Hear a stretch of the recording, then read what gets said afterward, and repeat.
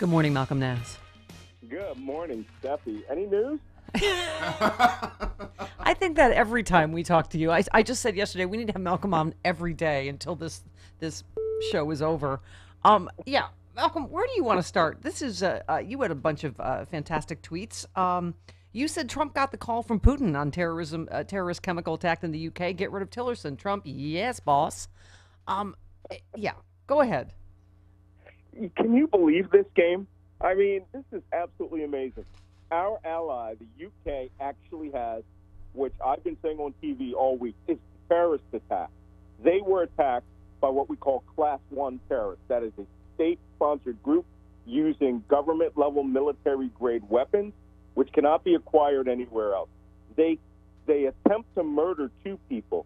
They injured 21 other people who have been exposed to this chemical. It takes the British Army chemical warfare teams to have 100 men to decontaminate that site.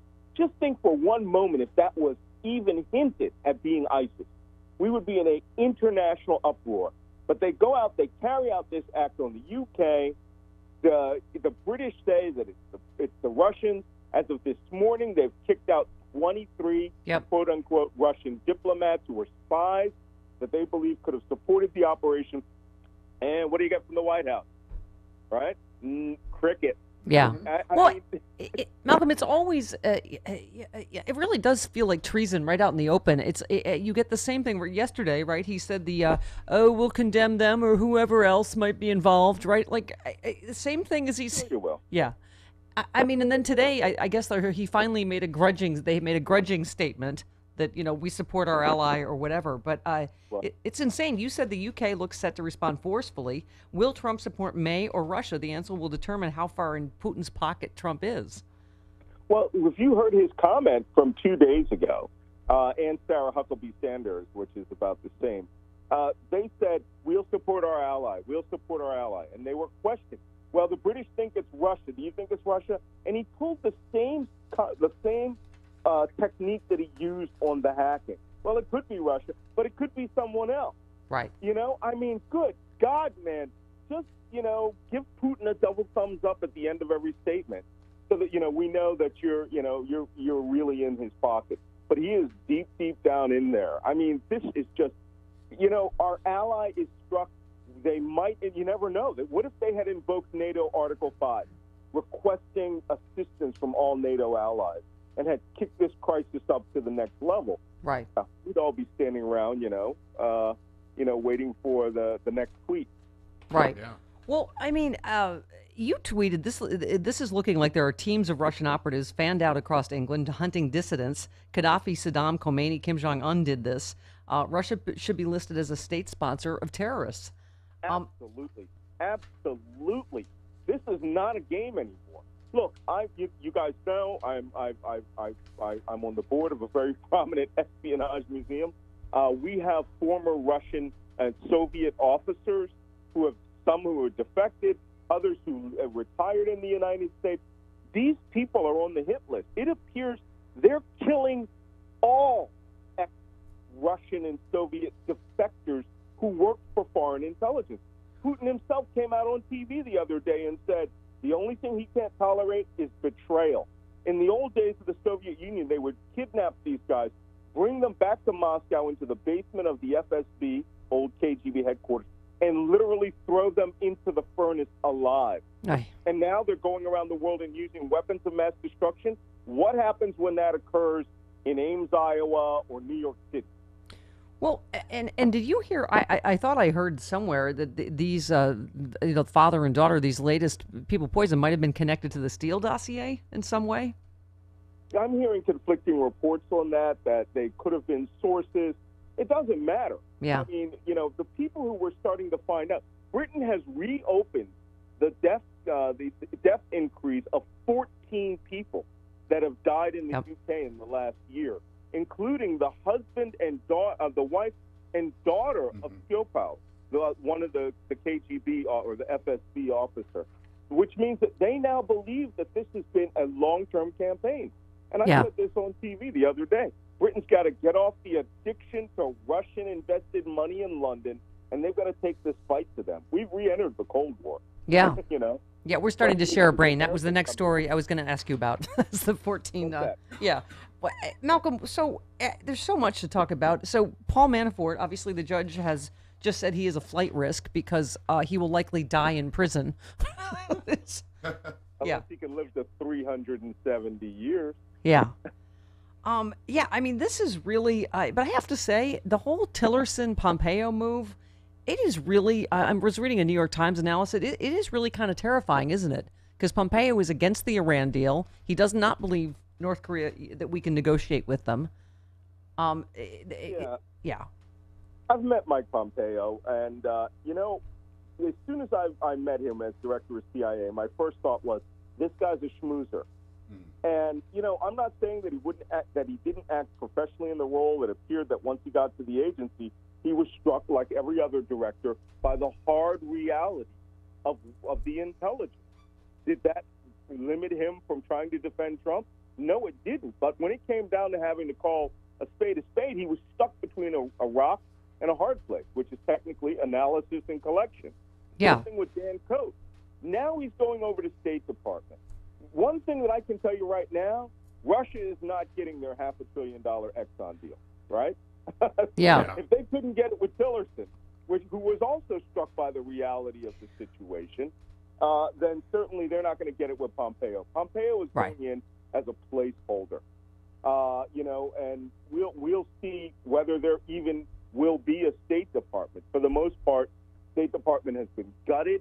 The Defense Department has taken over all the slack for them, and I don't think you'll see any change in Foggy Bottom. I think you might even see more people leaving. Well, Malcolm, but you know, we really are an extraordinary place. Even like every week, it gets more extraordinary. We were talking about. I mean, obviously, this House Intelligence report, which is already a joke, right? I mean, you have Mike Pompeo, who has testified under oath that yes, of course, Russia meddled with the aim of helping Trump, and so now you have the House, all the House Republicans saying the opposite. Oh, God. Yeah. All right, I'm in the Phil Mudd school. Yeah, I don't know if you know the ex-CIA officer Phil Mudd, who ran the National Counterterrorism Center, had some very colorful things to say about the House Permanent Select Committee on Intelligence's report. Yes, that if it was made out of TP, he wouldn't use it to wipe his ass. Yeah. So I'm in that school. This is insane. You know, to tell you the truth, in the last 24 hours, I forgot about that report. That's how crazy things are going. Right. The Republicans literally lined up to protect Trump. And I've said this before, even though that they have some protections in the House under the debate and consultation clause, you know, if Devin Nunes or any other individual in that staff has been found to have coordinated with the White House on this, that's not politics. They could literally be brought into the Mueller investigation as accessories to the obstruction of justice charge. Yeah, and the please. very fact that they say they agree with everything the CIA and the intelligence community says, except for the part where the election was done for Trump, and then right out of the box, Trey Gowdy comes out and contradicts that because he didn't want to go down in history, you know, as a treason weasel. Yeah. You know, I mean, it's just absolutely amazing. Well, we have this level of obsequiousness to Donald Trump as a man. It's almost as if the Constitution doesn't exist and that they have sworn their loyalty to this cult of personality. Well, your tweet was the best. You said 1 year ago I predicted America was entering a Benedict Arnold moment. Little did I know it would be a Benedict Arnold movement. Hashtag it. Yeah, hashtag Russia Republicans. But, I mean, I love this headline. Devin Nunes swears he'll reopen the Russia probe if someone finds evidence of collusion. Right. Well, first of all, they didn't interview any of the people that have already been indicted and pleaded guilty, nope. Right? No, why do that? I mean, that's evidence. And like I said, you know what? It doesn't matter. The Republicans just decided that they were going to give Trump the ability to go on television every day and say, no collusion, no collusion, no collusion. Yeah. And when people are arrested, and did I not predict that March of 2017 would be the month yes, sir. for the big movement in this investigation? Well, yes, I did. And I still think we're on track because the Mueller team right now has got to play hard ball. And by them issuing that report in the House Intelligence Committee, yeah, now it's time for a big-time indictment, which involves collusion and espionage. My money is still on by the end of the month. Yeah, that's what I was going to say. But it also feels like we're moving into a more dangerous, territory when you just look at what happened yesterday and all these stories about, Trump only wants people that aren't going to constrain him in any way, and that could include regarding Mueller, right? Yeah, well, the man is. I mean, the Mueller investigation is a freight train.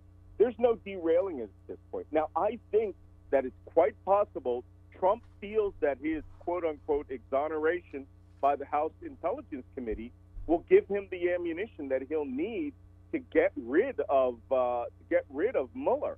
But it's just not going to happen. I mean, you could get rid of the man, but you're not going to stop this investigation. Yeah. And certainly in the run-up to the election, does he think that's going to motivate his base more than the other base? Not sure. Yeah, interesting. Hey, Malcolm, real quick before you go, I had not heard this. You tweeted the anti-minority bombing campaign in Austin is the very definition of domestic terrorism. The bomber will be caught. Tell us what you know about that. Yeah, well, interesting. I was having a discussion with a counterintelligence professional the other day. First off, bombing campaigns are where improvised explosive devices are used in one or more targeted attacks. In this case, we're up to 3. Mm-hmm. They all occurred in the same neighborhood, and one of the beliefs that some people have is that neighborhood of Austin, as I understand it, is relatively poor, relatively low-level minority. And for the most part, there are very few blacks in that city. I mean, I lived in Austin for a while. Right. And that this may actually be someone who wants to target that community for gentrification. Wow. Where they scare out the locals. Or it could just be another one of our right-wing neo-Nazi, Ku Klux Klan Confederates who have just decided that's the most convenient neighborhood. But right now, the BATF, FBI are viewing this as a terrorist bombing campaign. Yeah. Well, I mean, that's something, obviously when this whole nightmare is over, Malcolm, we have got to address is the statistically provable rise in, right-wing extremism, right? And racist extremism. I mean, I don't know why there's not more talk in the media about this latest school shooter, wearing his Make America Great Again hat and being on all these racist, sexist, homophobic forums, right? Well, it's the obligation of everyone in media and the public to pass that information on. This stuff, I never, ever break terrorism into domestic or international. I just use it for clarification from time to time. There's only terrorism, and I don't care if you're a member of ISIS or you're a member of the right-wing neo-Nazi group. You're a terrorist once you've resorted to those tactics. Well, yeah, this guy drew a swastika on his gun, right? And whether he drew Allah Akbar or a swastika, there's just as many dead kids, right? You're absolutely right. And I would be very interested in seeing, what is the evidence that they found? I mean, what were his communications? The old phrase that they always say about members of American members of ISIS, where was he radicalized? What mosque was he going to? That is a legitimate law enforcement question for right-wing extremists. Where did they radicalize? Were they on and the answer in our history is going to be at Trump rallies, I think, at some point, I mean... ideological terrorism. Yeah, absolutely. Malcolm, great stuff. March. We're still in March. We're only halfway through. Yeah. All right. All right. Thank you. Love you. There he goes, Malcolm Nance. Malcolm Nance. What is the date today? Oh, the 13th. We have time for so many more indictments. 14th.